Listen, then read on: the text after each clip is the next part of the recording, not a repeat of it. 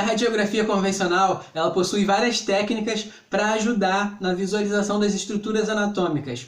Uma dessas técnicas, que inclusive eu acredito que é a principal, é o posicionamento do paciente.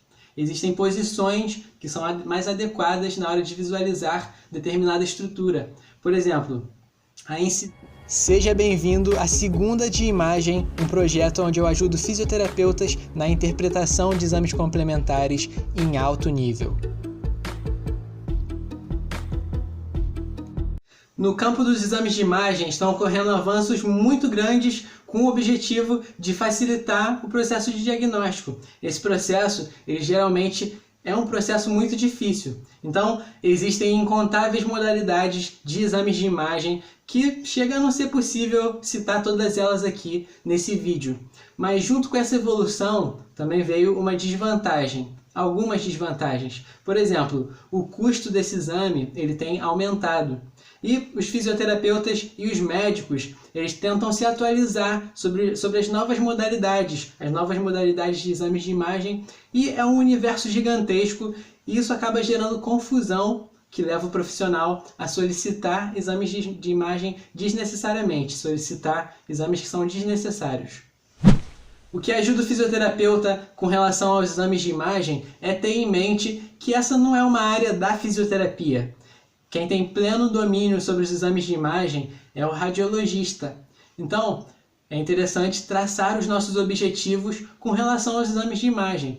Isso é importante porque assim nós não vamos nos perder em um mar de informações, onde muitas dessas informações não cabem na nossa prática. Por exemplo, não existe muito material acadêmico de exames de imagem voltado para fisioterapeutas. Então o jeito é filtrar de uma forma que as informações elas caibam na prática da fisioterapia. Por exemplo, o nosso objetivo com relação aos exames de imagem pode ser auxiliar o diagnóstico fisioterapêutico, acompanhar o paciente, a evolução do paciente, saber sobre a deficiência estrutural do paciente. Esses são os principais objetivos. Com os objetivos em mente, o físio ele precisa agora pensar o que ele vai fazer para alcançar esses objetivos em relação aos exames de imagem. Por exemplo, vai precisar desenvolver a capacidade de identificar um problema que é desconhecido através de uma radiografia convencional. Isso antes de querer pedir um exame que seja mais sofisticado, por exemplo.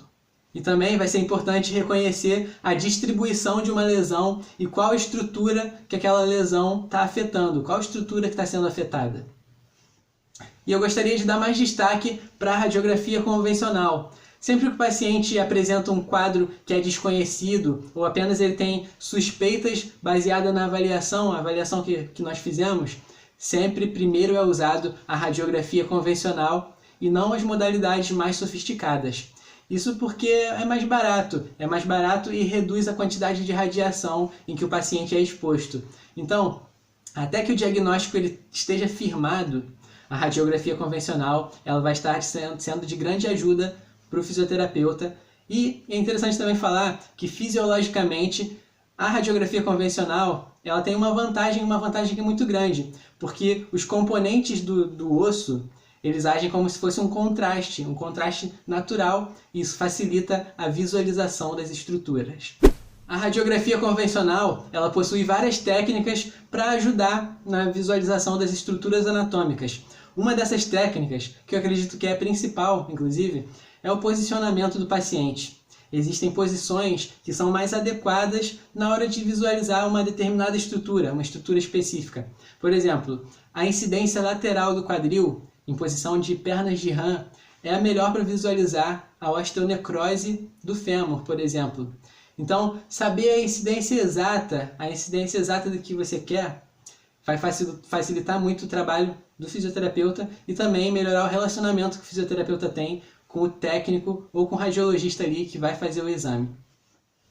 Quando acontece fraturas de estruturas que são complexas, por exemplo, como o cotovelo, o punho, o tornozelo e o pé também, vai ser mais difícil de visualizar com as incidências tradicionais da radiografia.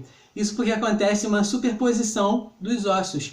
Então vai ser necessário usar incidências especiais e, se o fisioterapeuta não souber essas incidências, vai ficar mais difícil de exercitar a visualização de exames de imagem. Hoje aqui nós falamos da radiografia convencional, mas como decidir qual exame que o paciente vai fazer para poder ajudar o fisioterapeuta nesse processo de acompanhamento evolutivo que se faz durante o tratamento. Isso daí vai ser determinado pelo quadro clínico e o físio ele vai ter que ver também o custo dos exames, as limitações específicas do paciente, isso que vai ajudar na hora de decidir qual exame vai ser. E pode parecer meio rude de falar, mas saber por onde começar e saber o que pedir em seguida é fundamental no acompanhamento do paciente e também durante o diagnóstico fisioterapêutico. Essas coisas vão ajudar a percorrer um caminho que seja mais curto e com menor aborrecimento para o paciente. Vai ser excelente se seguir isso. Então sempre evitar exames que são desnecessários, exames que são redundantes, sempre são evitados. Muito obrigado por assistir o vídeo até aqui. Para você que assiste meus vídeos até o final, eu tenho uma surpresa para você. Talvez não seja mais surpresa, talvez você já saiba, mas é o seguinte, eu tenho um grupo de Telegram, lá eu consigo interagir melhor com você, consigo te mandar conteúdos extras, tá legal? Então entra nesse grupo, eu te espero lá, você não vai se arrepender de verdade.